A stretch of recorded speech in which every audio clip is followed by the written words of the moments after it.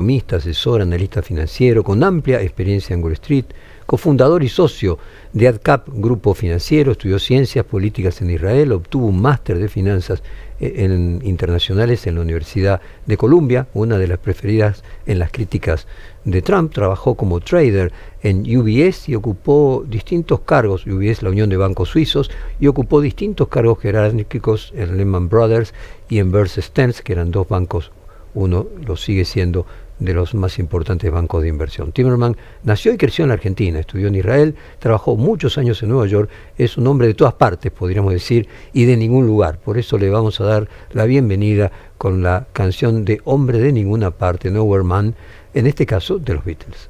Muy buenos días, Javier Timmerman. Jorge Fontevecchia te saluda. Así como sos un hombre de todos lados y de ninguna parte, también sos un hombre para todo tipo de cuestionarios y preguntas económicas, qué está pasando en Israel, cómo repercute la guerra con Irán en Estados Unidos, y finalmente no sé si podemos enhebrar todo esto a través de un análisis de cómo está la economía mundial y cómo afecta todo esto a la Argentina. Así que te dejo ir hilvanándolo desde el punto de comienzo que a vos te parezca correcto. No, mira, bueno, ante todo, gracias por la invitación. Vivimos en un mundo muy, muy impredecible porque los políticos, principalmente por la imprevisibilidad de Trump en la toma de decisiones y cómo eso impacta no solo dentro de Estados Unidos, sino también afuera de Estados Unidos. Tuvimos la última guerra, o sea, el último episodio bélico entre Israel e Irán, y después se involucró a Estados Unidos. Yo, la verdad, viviendo en Estados Unidos, vi muchos episodios bélicos donde Estados Unidos participó: la primera guerra del Golfo, la segunda guerra del Golfo, la guerra de Irak, Afganistán, qué sé yo. Y en todos esos episodios hubo una gran cooperación dentro de NATO. El presidente de Estados Unidos, incluso cuando fueron las Torres Gemelas, el presidente de Estados Unidos siempre hacía eco de su relación con NATO, con los países europeos, con su aliado estratégico que es Inglaterra siempre.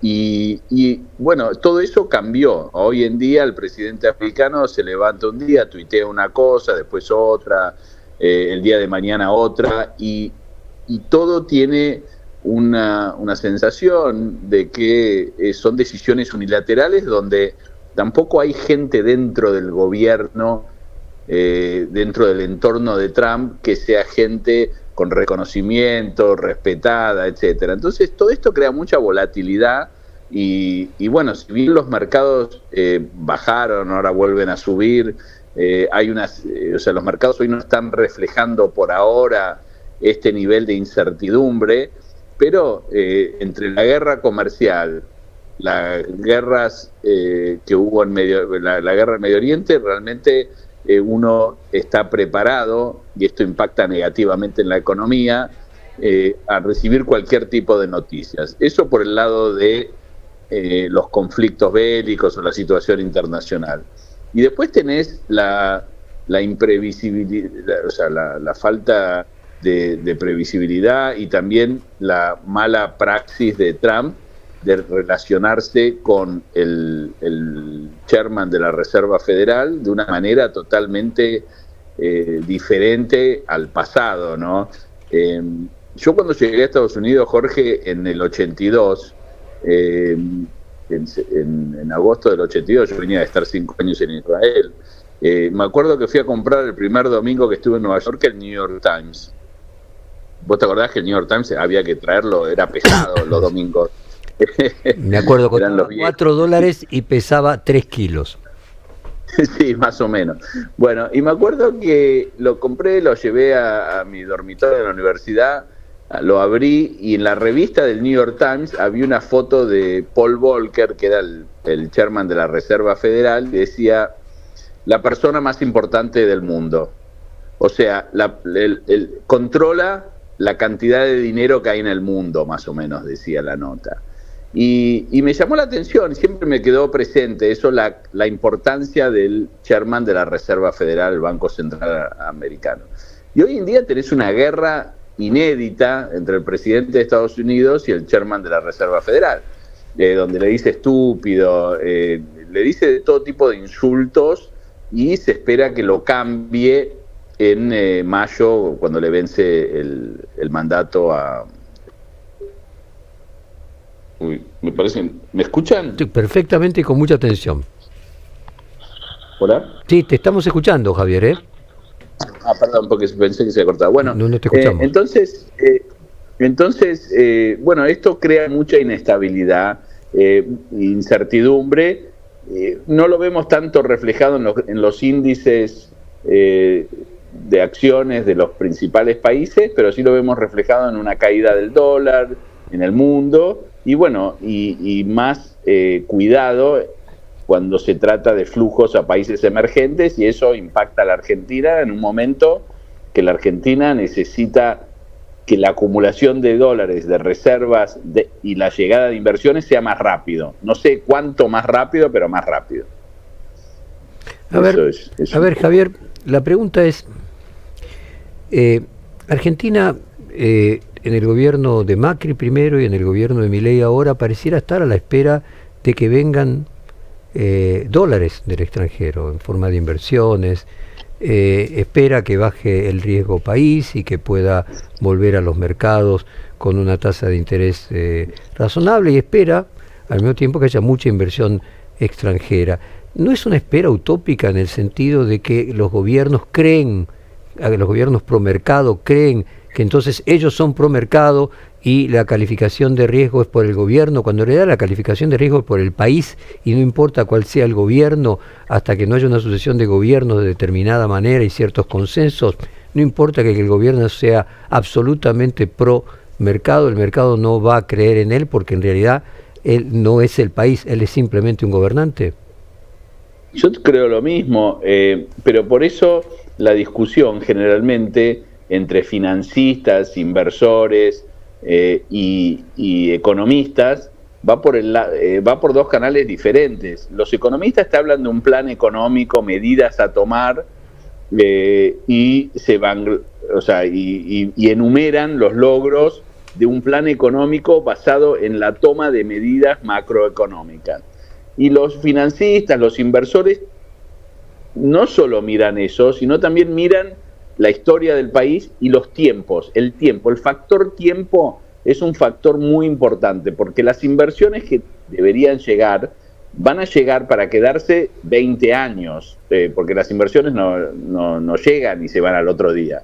Eso por un lado. Y en términos de los flujos financieros pasa lo mismo. Nosotros no podemos hacer comparaciones, a mi juicio, macroeconómicas, de resultados macroeconómicos, compararlos con otros países. Eso también, ese error también lo cometía Cristina, yo creo. Cristina decía, el déficit no te trae problemas, mirá, Estados Unidos tiene déficit, como si fuéramos dos países similares, con historias similares, con capacidades similares, con productividad similar.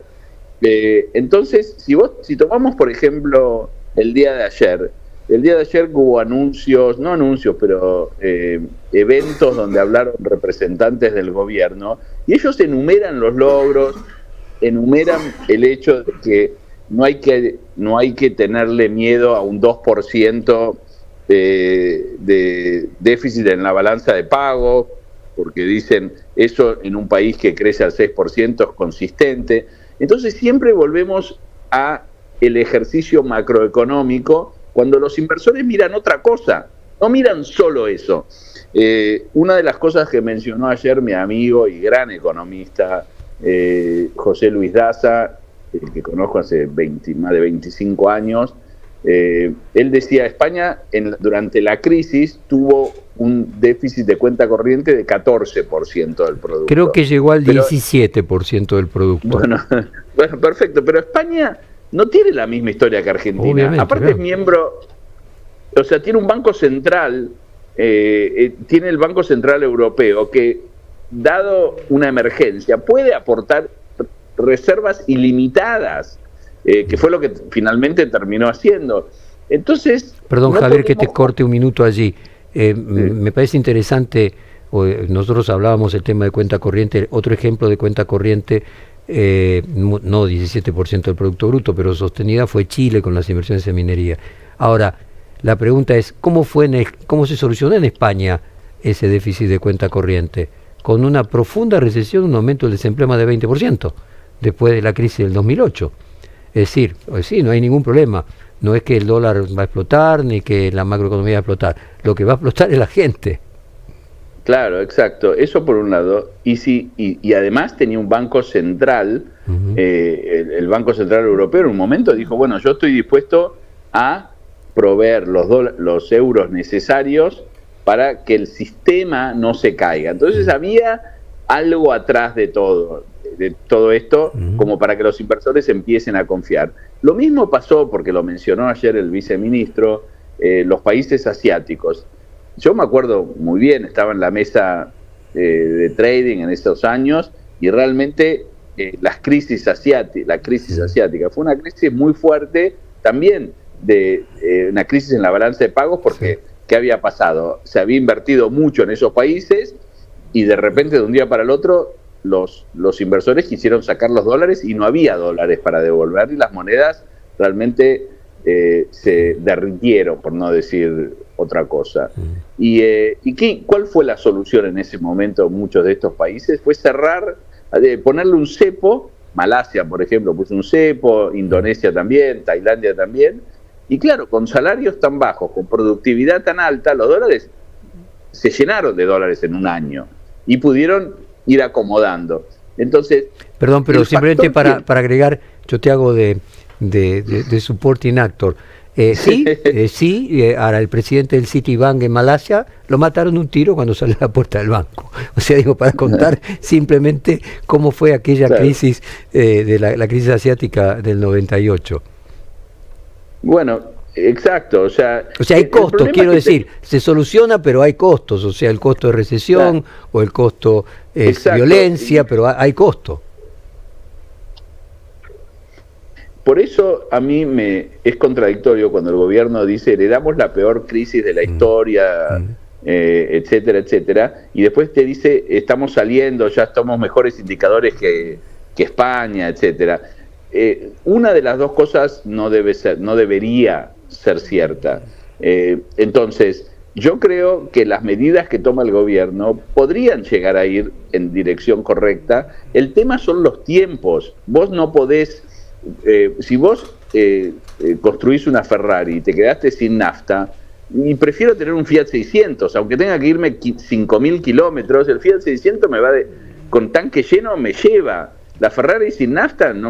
Entonces, como tenemos un tema de dólares y el gobierno dice hay tiempo, lo que está en discusión es el tiempo, no son las medidas del gobierno.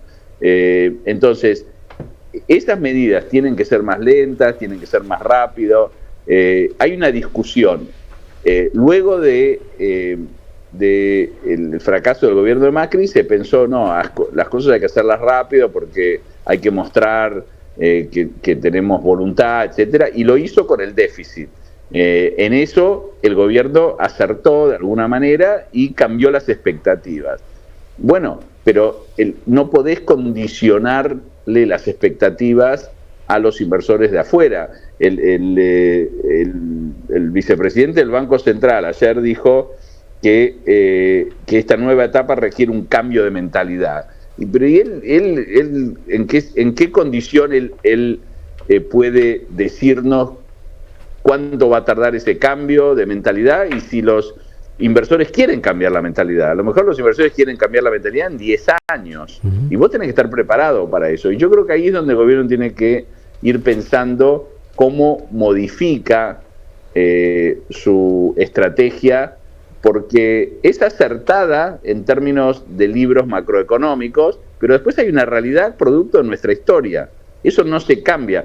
Vos sabés que, volviendo a una anécdota que yo siempre cuento de mi padre, ya sé que vos sos un admirador de mi padre, entonces mi padre siempre venía, un periodista le decía, voy a escribir un artículo genial sobre tal tema. Mi papá le decía, pará, Shakespeare escribió un libro extraordinario sobre una historia muy tonta que fue Romeo y Julieta, la escribió Shakespeare. Yo no sé lo que vos me vas a escribir, tráeme el artículo, no te puedo decir si va a ser bueno o malo. Y con un plan económico pasa más o menos lo mismo. Hay un montón de factores. Podés diseñar, o sea, hay un montón de factores que van a impactar en eso. Y tenemos una historia muy pesada, también, no solo en lo económico, sino también en lo político.